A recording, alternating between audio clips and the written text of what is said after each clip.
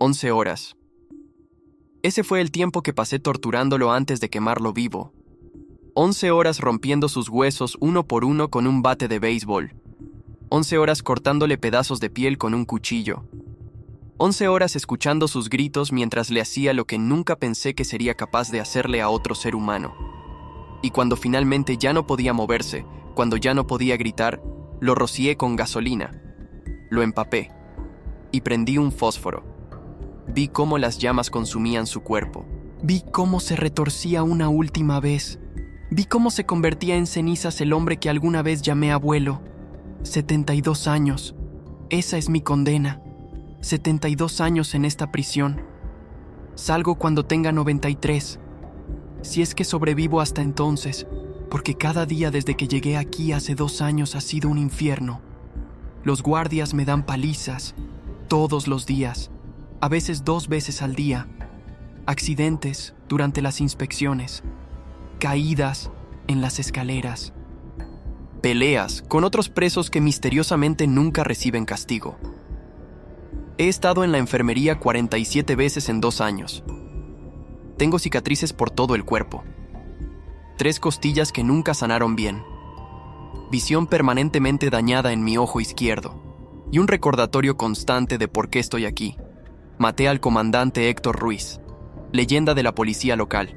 40 años de servicio, condecorado, respetado, querido. Y los guardias aquí, muchos de ellos trabajaron con él. Lo conocían, lo admiraban, y yo lo quemé vivo.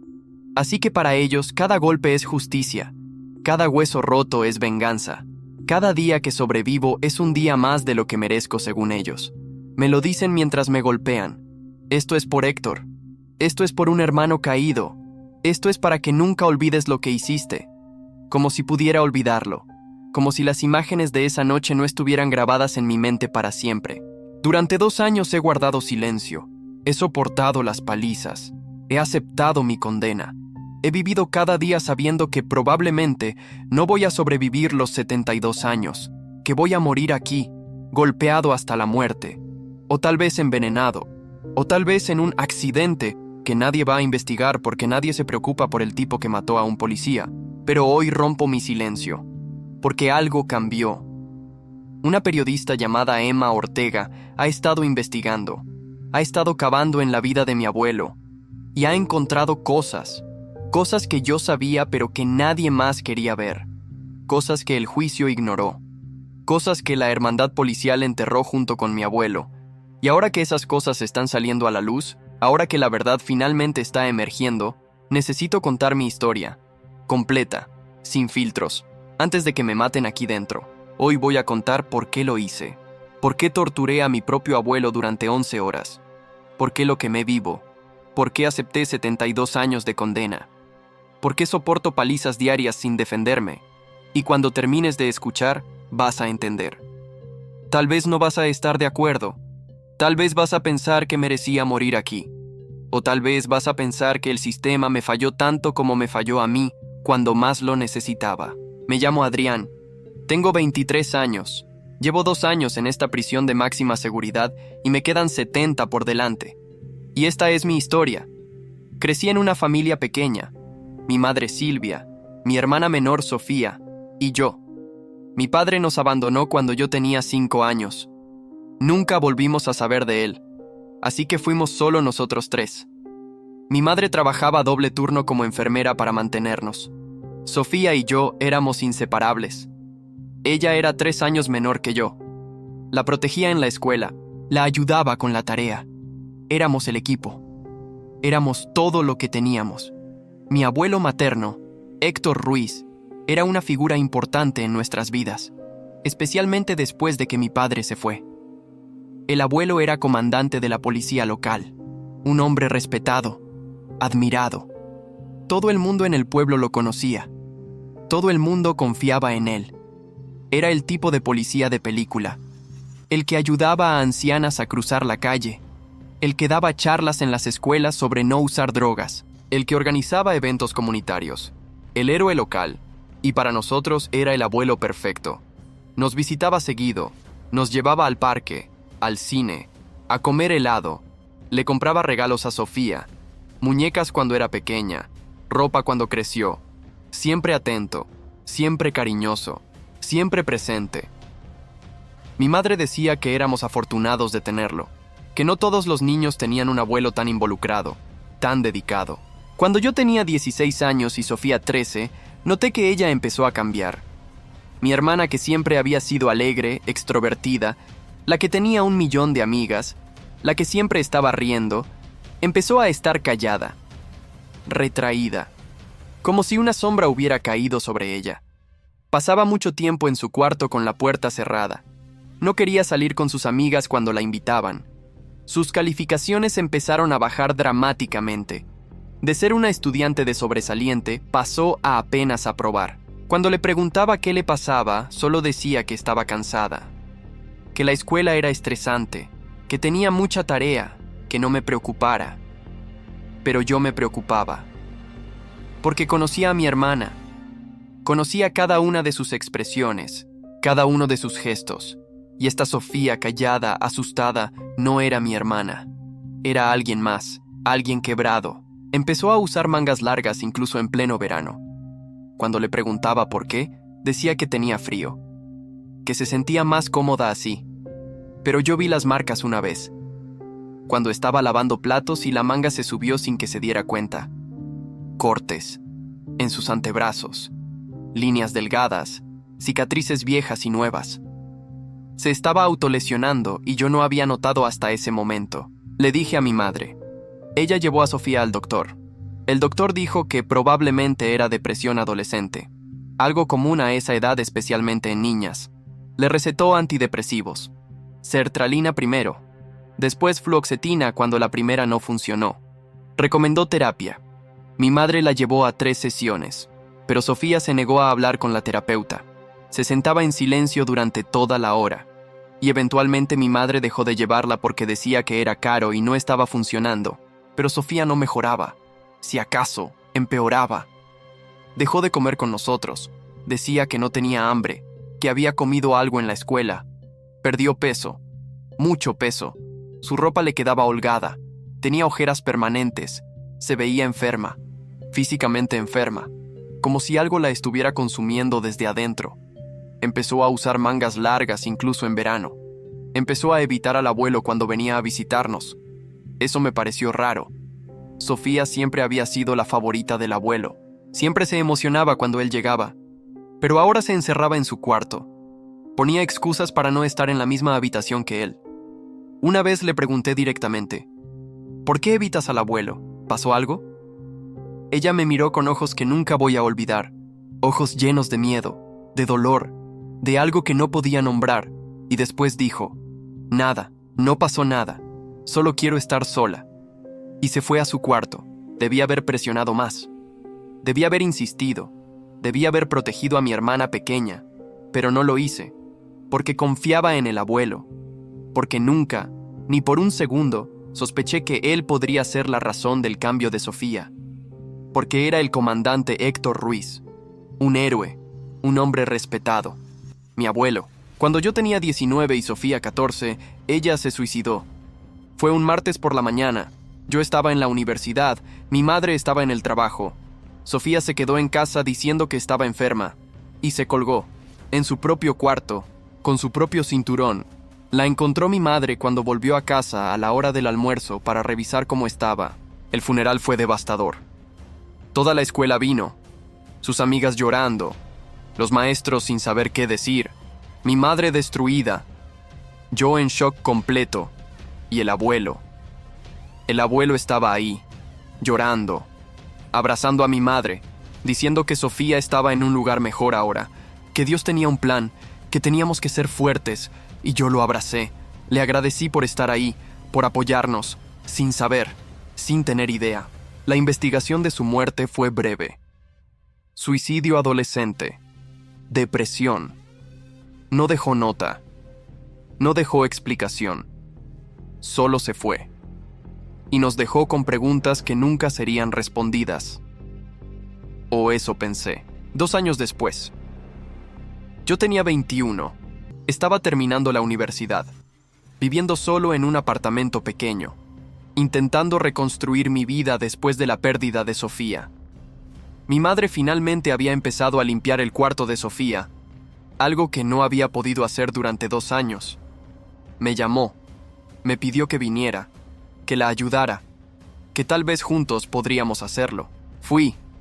Entramos a ese cuarto que había estado intocado durante 2 años. Todo igual a como Sofía lo dejó. Su cama sin hacer, sus libros en el escritorio, sus pósters en las paredes. Era como entrar a una cápsula del tiempo, a un museo de una vida que terminó demasiado pronto. Empezamos a empacar. Ropa para donar, libros para guardar, recuerdos para conservar. Y entonces, moviendo el colchón para poner sábanas nuevas antes de donar la cama, encontré algo. Algo que había estado escondido entre el colchón y el somier durante 2 años. Un cuaderno, un diario, el diario de Sofía, Mi madre lo vio al mismo tiempo que yo. ¿Qué es eso?, preguntó. Lo agarré. Era un cuaderno escolar normal, de espiral, azul, con la letra de Sofía en la portada. Mi diario, privado. Miré a mi madre. Ella asintió. Ábrelo. Tal vez nos ayude a entender. Abrí la primera página y empecé a leer. Y lo que leí me heló la sangre, me detuvo el corazón, me hizo querer vomitar. Porque no era un diario normal de una adolescente. No era sobre chicos que le gustaban o dramas escolares. Era un registro detallado, fechado, de años de abuso, de años de trauma, de años de un infierno que Sofía había vivido en silencio. Antes de contarte lo que había en ese diario, antes de revelar el horror que descubrí, necesito pedirte algo. Si esta historia te está atrapando, si quieres saber por qué torturé a mi abuelo, si quieres entender por qué soporto palizas diarias sin arrepentimiento, dale like a este video y suscríbete al canal. Aprieta el botón de suscribirse que aparece abajo. Me ayudas a seguir contando estas historias. Y te prometo que lo que viene es más oscuro de lo que imaginas, porque lo que encontré en ese diario me mostró que el hombre que todos admiraban era un monstruo, y que mi hermana había intentado pedir ayuda. Y nadie escuchó. La primera entrada era de 6 años atrás. Sofía tenía 8 años. La letra era infantil. Despareja. Escrita con lápiz. Con errores de ortografía que nunca corrigió. Decía: hoy el abuelo me tocó de forma rara. Me dijo que era nuestro secreto especial. Me dijo que si se lo contaba a alguien, mamá se pondría muy triste. Me dijo que a mamá le podían pasar cosas malas si yo hablaba. No quiero que mamá esté triste. No quiero que le pase nada malo. Así que no voy a decir nada. Voy a ser una buena niña y guardar el secreto del abuelo. Mi madre, que estaba leyendo sobre mi hombro, soltó un grito ahogado. Un sonido que nunca había escuchado de ella. Un sonido animal, de dolor puro. Intentó quitarme el diario. No, no puede ser.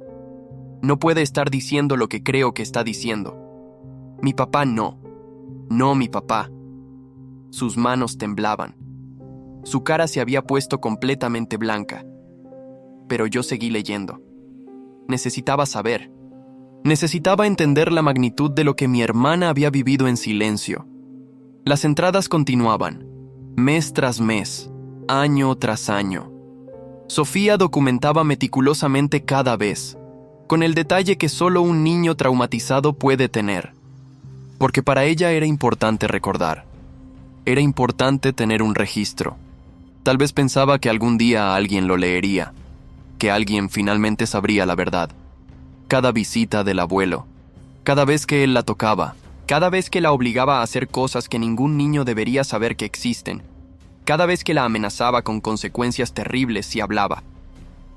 El abuelo dice que tiene amigos en toda la policía, escribió cuando tenía 9 años. Dice que si cuento, va a meter a mamá a la cárcel por cosas que ni siquiera hizo. Dice que van a inventar evidencia, que es muy fácil cuando eres policía. Dice que van a quitarnos la casa, que Adrián y yo vamos a ir a orfanatos diferentes, que nunca nos volveremos a ver. No puedo dejar que eso pase. Adrián es mi mejor amigo. No puedo perderlo. Prefiero sufrir en silencio que perder a mi familia. Cuando Sofía tenía 11 años, las entradas se volvieron más oscuras, más detalladas, más desesperadas. Describía cosas que ningún niño debería saber, cosas que ningún niño debería experimentar, y describía cómo intentó decirle a mi madre, cómo un día, después de una visita particularmente horrible del abuelo, le dijo a mamá que el abuelo la había tocado de forma inapropiada, y el abuelo, cuando mamá lo confrontó, lloró. Actuó devastado. Dijo que Sofía estaba confundida, que tal vez había visto algo inapropiado en internet y estaba proyectando, que él nunca haría algo así, que era su nieta, que la amaba, y mi madre le creyó a él, no a Sofía, le creyó al comandante Héctor Ruiz, al héroe, al hombre respetado, no a su hija de 11 años. Sofía escribió después de eso: mamá no me cree, dice que no invente cosas horribles sobre el abuelo, dice que está decepcionada de mí. El abuelo me miró y sonrió cuando mamá no estaba viendo. Ganó. Él siempre gana. Nadie me va a creer nunca. Soy solo una niña. Él es un comandante de policía. Las entradas continuaban. Años de abuso. Años de Sofía viviendo un infierno mientras todos pensábamos que era solo una adolescente con problemas normales. Mientras el abuelo seguía siendo el abuelo perfecto, el héroe de la comunidad, el hombre al que todos admiraban. La última entrada era del día antes de su muerte. Ya no puedo más. He intentado todo. Le he dicho a mamá. No me creyó.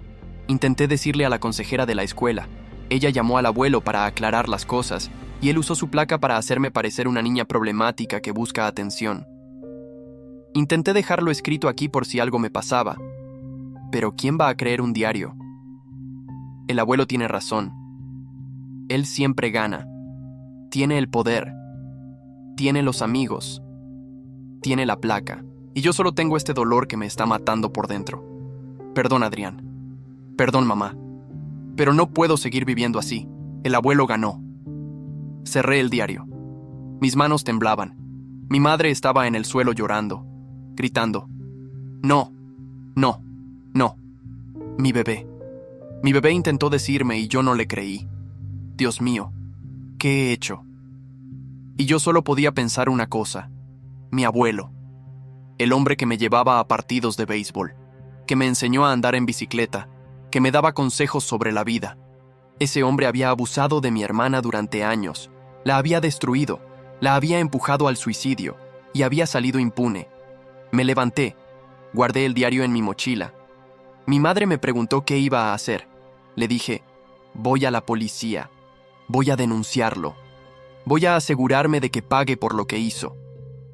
Ella asintió. Todavía llorando, todavía en shock, todavía procesando que había fallado a su hija de la peor forma posible. Fui a la estación de policía. Pedí hablar con alguien sobre presentar una denuncia. Me llevaron a una oficina, un detective de unos 50 años. Me presenté, le dije que quería denunciar un abuso, que tenía evidencia. Saqué el diario, empecé a explicar. El detective me escuchó, sin expresión, sin emoción. Y cuando terminé preguntó: ¿de quién estamos hablando? Le dije: del comandante Héctor Ruiz, mi abuelo. La cara del detective cambió. ¿Héctor Ruiz? ¿El Héctor Ruiz? Asentí. Sí, abusó de mi hermana durante años. Aquí está todo documentado en su propio diario. Ella se suicidó hace 2 años por esto. El detective tomó el diario, lo hojeó, lo leyó brevemente y entonces me lo devolvió. Mira, hijo, entiendo que estás dolido por la muerte de tu hermana. El suicidio adolescente es una tragedia, pero acusar a un comandante respetado basándose en un diario escrito por una niña con problemas de depresión no va a llegar a ningún lado, especialmente cuando el acusado ya está muerto y no puede defenderse. ¿Muerto?, repetí confundido. Mi abuelo no está muerto, está vivo. Vive a 20 minutos de aquí. El detective me miró extraño. ¿No te enteraste? El comandante Ruiz murió hace 2 semanas. Ataque al corazón. Hubo un funeral masivo. Cientos de policías de todo el estado vinieron a presentar respetos. Me quedé paralizado. ¿Mi abuelo estaba muerto? ¿Había muerto y nadie me había dicho? ¿Por qué no me habían dicho? Llamé a mi madre. Ella contestó llorando: Adrián, lo siento. No te lo dije porque sabía que estarías ocupado con los exámenes finales. No quería distraerte. El funeral fue hace una semana. Pensé decirte después. Mi abuelo había muerto y se había ido sin pagar, sin enfrentar consecuencias, sin que nadie supiera la verdad. Pero entonces el detective dijo algo más, algo que me detuvo. Además, incluso si estuviera vivo, estas acusaciones serían difíciles de probar. Un diario no es evidencia suficiente, especialmente contra alguien de su reputación. Te sugiero que dejes esto ir. Honra la memoria de tu hermana y sigue adelante. Salí de esa estación sintiendo algo que nunca había sentido antes. Una rabia tan pura que quemaba.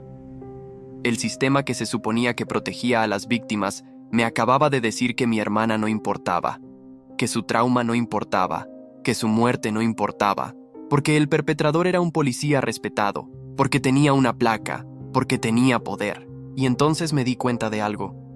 El detective había dicho que mi abuelo murió hace 2 semanas, pero yo acababa de ver su nombre en el periódico local hace 3 días, en un artículo sobre un evento comunitario que iba a asistir el próximo mes, sobre cómo el comandante Ruiz estaba planeando su jubilación después de 40 años de servicio. Busqué en mi teléfono, noticias locales, obituarios, nada. No había ningún obituario del comandante Héctor Ruiz, no había ningún artículo sobre su muerte. Llamé al periódico local. Pregunté si habían cubierto el funeral de Héctor Ruiz. Me dijeron que no sabían de qué hablaba, que el comandante Ruiz estaba vivo y bien, que de hecho habían hecho una entrevista con él la semana pasada. El detective me había mentido. Me había dicho que mi abuelo estaba muerto para que dejara de investigar, para protegerlo, para proteger a uno de los suyos, la hermandad policial en acción. Conduje a la casa de mi abuelo, una casa grande en un vecindario bonito, comprada con años de salario policial y probablemente algunas propinas que los comandantes reciben. Toqué la puerta. Él abrió. Me vio y sonrió. ¡Adrián! ¡Qué sorpresa! Pasa, pasa. ¿Quieres un café? Entré, actuando normal, actuando como si nada. Me senté en su sala. Él me trajo café. Hablamos de cosas triviales. La universidad, el clima, noticias locales. Y todo el tiempo yo pensaba en Sofía, en su diario, en años de sufrimiento, en cómo este hombre sentado frente a mí, sonriendo, ofreciéndome café, había destruido a mi hermana. «Abuelo», dije finalmente, «encontré algo hoy. Encontré el diario de Sofía». Vi su cara cambiar, solo por un segundo, un flash de miedo, pero después volvió la sonrisa. «¿Ah, sí? ¿Qué decía?» «Decía lo que le hiciste», respondí. Mi voz era más fría de lo que nunca había sonado. Durante años, desde que tenía 8 hasta que se mató, todo está ahí, cada detalle. El abuelo suspiró. Puso su taza de café en la mesa, y entonces dijo algo que nunca voy a olvidar. «Mira, Adrián, Sofía era una niña complicada, tenía problemas, inventaba cosas para llamar la atención. Tú sabes cómo era». «No inventes», le dije. Lo sé todo. Y fui a la policía. Me dijeron que estabas muerto. Me mintieron para protegerte». Él se rió. Realmente se rió. «¿Fuiste a la estación? ¿Y pensaste que te iban a creer? Adrián, yo trabajé ahí durante 40 años. Esos hombres son mis hermanos. Me cubrirían incluso si confesara directamente. Ese es el código. Nos cuidamos entre nosotros». «¿Entonces lo admites?», me pregunté. «¿Admites lo que le hiciste a Sofía?». Se encogió de hombros. Sofía era una niña fácil. Nunca dijo que no realmente. Y cuando lo hizo, bueno, aprendió rápido que yo tenía más poder. Yo tenía la placa. Yo tenía los amigos. Ella era solo una niña. ¿A quién iban a creer? Esa fue la gota que derramó el vaso. No solo había abusado de mi hermana, no solo la había empujado al suicidio, sino que estaba aquí, sentado frente a mí, admitiendo todo sin un rastro de arrepentimiento, sin culpa, sin vergüenza, porque sabía que era intocable, porque la hermandad policial lo protegería, porque tenía el poder. Me levanté, fui al auto, saqué algo que había traído, algo que una parte de mí esperaba no tener que usar, pero que otra parte sabía que iba a necesitar. Una pistola de electrochoque. La había comprado para protección personal hace meses, y ahora la iba a usar. Volví a la casa. Mi abuelo todavía estaba sentado. sonriendo, confiado. Cuando vio la pistola de electrochoque, su sonrisa vaciló. ¿Qué vas a hacer, Adrián? ¿Lastimarme? ¿Matarme? Vas a ir a prisión. Y yo voy a salir libre porque tengo amigos que van a destruir cualquier evidencia que presentes. No me importa, le dije. Y lo golpeé con la pistola de electrochoque. Se convulsionó, cayó al suelo. Y entonces empezó. Las 11 horas que me condenaron. Las 11 horas que me costaron 72 años de mi vida. Las 11 horas que hicieron que cada día en esta prisión sea un infierno. Lo até a una silla, en su propio sótano, con cuerda que encontré en su garaje. Le puse cinta en la boca para que no gritara. Su casa estaba aislada. Los vecinos más cercanos a 200 metros. Pero no podía arriesgarme. Necesitaba tiempo. Necesitaba hacer esto bien. Empecé con preguntas. Quería cada detalle. Cada vez que había abusado de Sofía. Cada amenaza que le había hecho. Cada mentira que había dicho para salirse con la suya. Y cuando no respondía o cuando mentía, lo golpeaba. Con el bate de béisbol que encontré en su closet. El mismo bate que probablemente usó para jugar conmigo cuando yo era niño. Su brazo izquierdo primero. Lo golpeé hasta que escuché el hueso romperse. El grito amortiguado detrás de la cinta. Las lágrimas en sus ojos. Pero no me detuve. Porque él no se detuvo cuando Sofía lloraba. Cuando Sofía le suplicaba que parara. Cuando Sofía le decía que le dolía. El brazo derecho. Las piernas. Cada hueso sistemáticamente roto. Horas de trabajo metódico. Y entre golpe y golpe, le quitaba la cinta. Le hacía preguntas, le exigía la verdad. Y él confesaba. Confesaba todo. Los años de abuso, las amenazas, la manipulación. Y confesó algo más. Algo que no esperaba. No fue solo Sofía, dijo con voz rota por el dolor. Hubo otras, durante años. Niñas de madres solteras que yo ayudaba como parte de mi trabajo comunitario. Tenía acceso, tenía confianza, tenía poder, y las usé todas. ¿Cuántas?, le pregunté. ¿Cuántas niñas? No sé, gimió. Tal vez 8, tal vez 10. Durante 30 años. Perdí la cuenta. 30 años. 30 años de este monstruo destruyendo vidas. De usar su placa como escudo. De usar su reputación como arma. De salirse con la suya una y otra vez porque el sistema lo protegía. Saqué mi teléfono. Grabé todo. Su confesión. Cada nombre que recordaba. Cada detalle. Porque si iban a hacer esto, si iba a cruzar esta línea, iba a asegurarme de que la verdad saliera. De que Sofía y esas otras niñas tuvieran su historia contada. Y después de las 11 horas. Después de haberle roto cada hueso que pude. Después de haberle cortado pedazos de piel. Después de haber usado cada herramienta en su garaje para hacerlo sufrir como Sofía sufrió. Tomé la gasolina, la que usaba para su cortadora de césped, y lo rocié, lo empapé completamente. Él intentó suplicar, intentó prometer que confesaría públicamente, que iría a la policía él mismo, que haría lo correcto. Pero era demasiado tarde. Había tenido años para hacer lo correcto. Había tenido años para detener, para buscar ayuda, para dejar de destruir vidas. Y no lo hizo. Prendí el fósforo. Lo dejé caer. Las llamas lo consumieron instantáneamente. Los gritos fueron horribles. El olor a carne quemada llenó el sótano. Y yo me quedé ahí, mirando, asegurándome de que no hubiera forma de que sobreviviera. Asegurándome de que este monstruo nunca pudiera lastimar a nadie más. Cuando finalmente dejó de moverse. Cuando el fuego empezó a apagarse por falta de combustible. Subí del sótano. Llamé al 911. Les dije dónde estaba. Les dije lo que había hecho. Y esperé. Me arrestaron. Me procesaron. Durante la investigación, usaron mi video. Las confesiones de mi abuelo. Buscaron a las otras víctimas que él había mencionado. Y las encontraron. 8 mujeres. Ahora adultas. Todas con historias horribles. Todas con traumas de años de abuso. Todas diciendo que intentaron denunciar cuando eran niñas y nadie les creyó. Porque el comandante Ruiz era un héroe, un hombre respetado. Pero en el juicio, algo extraño pasó. La fiscalía presentó las confesiones, presentó los testimonios de las víctimas, pero lo minimizaron.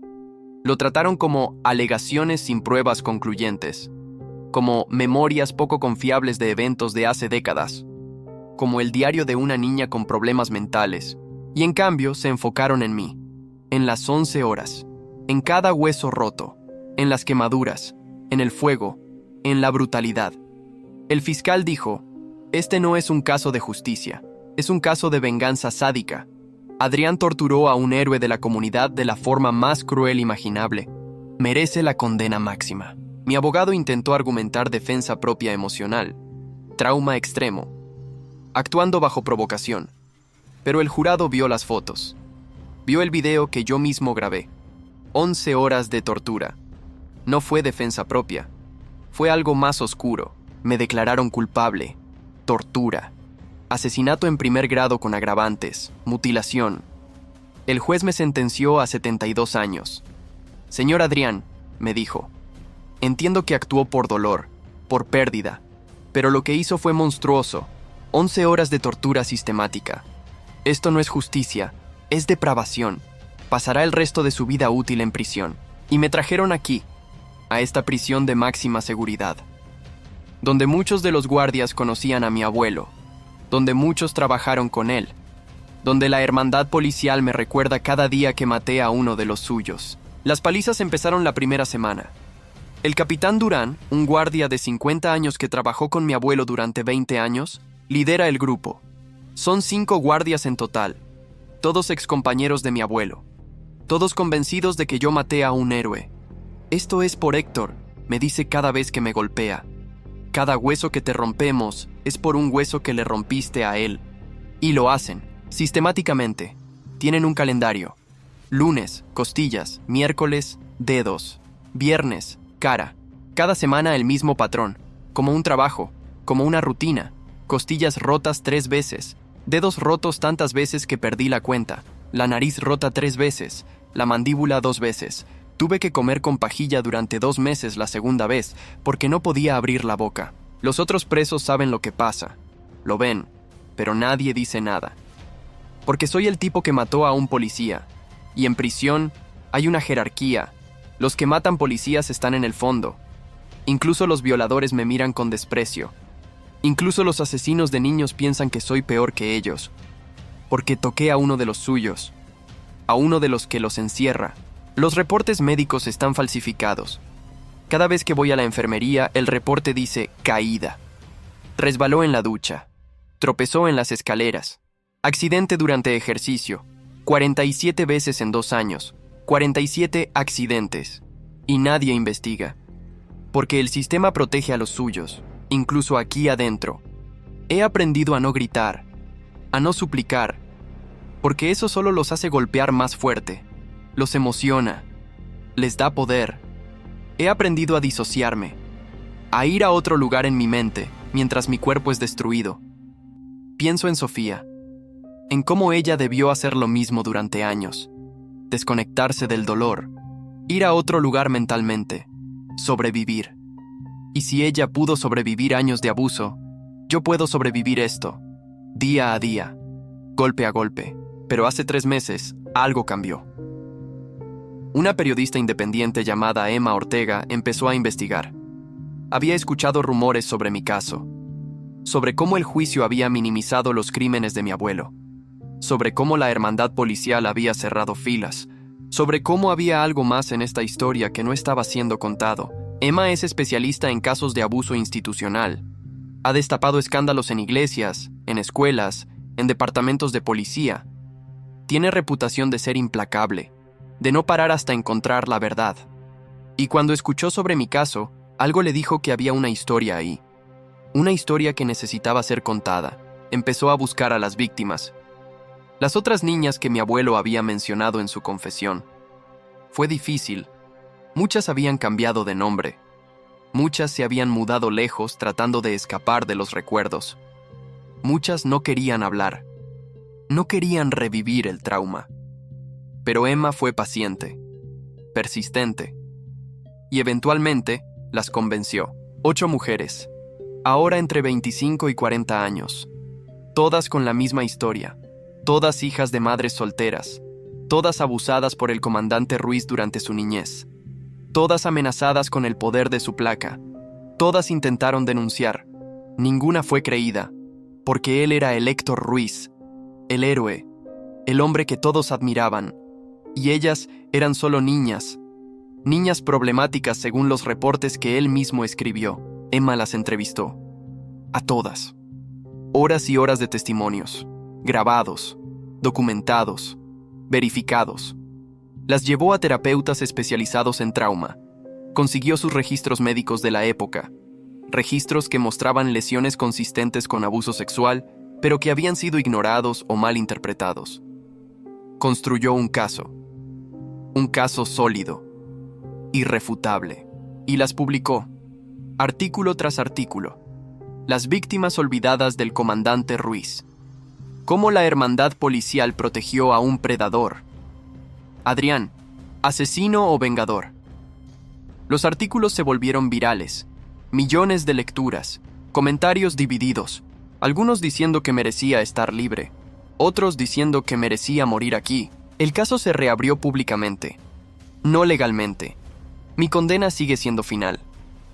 Pero en la corte de opinión pública, en las redes sociales, en los programas de noticias, todo el mundo tiene una opinión sobre mí, sobre lo que hice, sobre si estuvo bien o mal, y es por eso que hoy rompo mi silencio.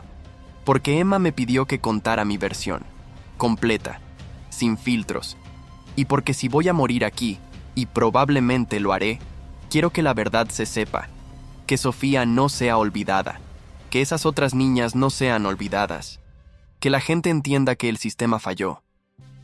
Y sigue fallando. ¿Me arrepiento? Me preguntan eso constantemente.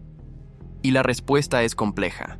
Me arrepiento de no haber protegido a Sofía cuando estaba viva, de no haber visto las señales, de no haber escuchado cuando intentó pedir ayuda, de no haber cuestionado al abuelo antes.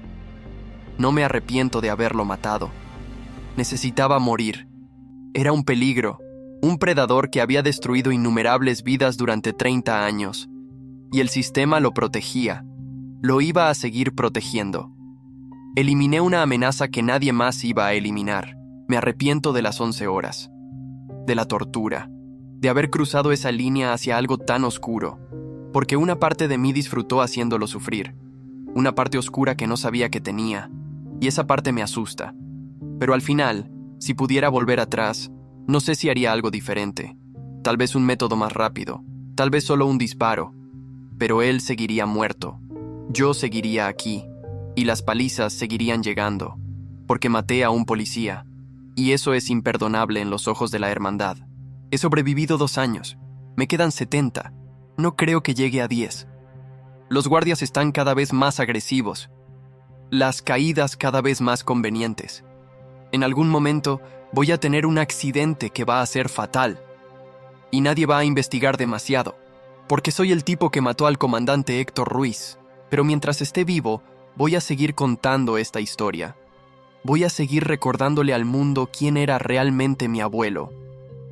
Voy a seguir luchando porque Sofía y esas otras niñas sean recordadas. No como víctimas silenciosas, sino como sobrevivientes cuyas voces fueron silenciadas por un sistema corrupto. Si has llegado hasta aquí, gracias por escuchar mi historia completa. Gracias por no juzgarme sin conocer todos los detalles. Gracias por considerar que a veces el sistema falla tan completamente que la gente toma medidas desesperadas. Ahora te pido un último favor. Si esta historia te impactó, dale like a este video y suscríbete al canal. Deja un comentario contándome qué piensas. ¿Hice bien? ¿Hice mal? ¿Merecía 72 años? ¿El sistema debió proteger a Sofía mejor? ¿La hermandad policial debería ser investigada por encubrir a mi abuelo? Perdona si el video fue largo, pero esta historia necesitaba ser contada completa, con cada detalle, para que entiendas por qué lo hice, para que entiendas por qué acepto cada golpe, cada hueso roto, cada día de estos 72 años. Gracias por acompañarme, por ser parte de esta comunidad donde compartimos verdades difíciles, donde no pretendemos tener todas las respuestas. Voy a seguir aquí, sobreviviendo cada día, esperando el golpe que finalmente sea demasiado. Pero hasta entonces, la historia de Sofía vive. La verdad sobre el comandante Héctor Ruiz vive.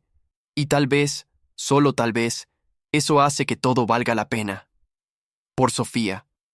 Por esas otras niñas. Por todos los que fueron silenciados por el poder y la corrupción. 72 años. Y cada golpe me recuerda por qué lo hice. Hasta el próximo video.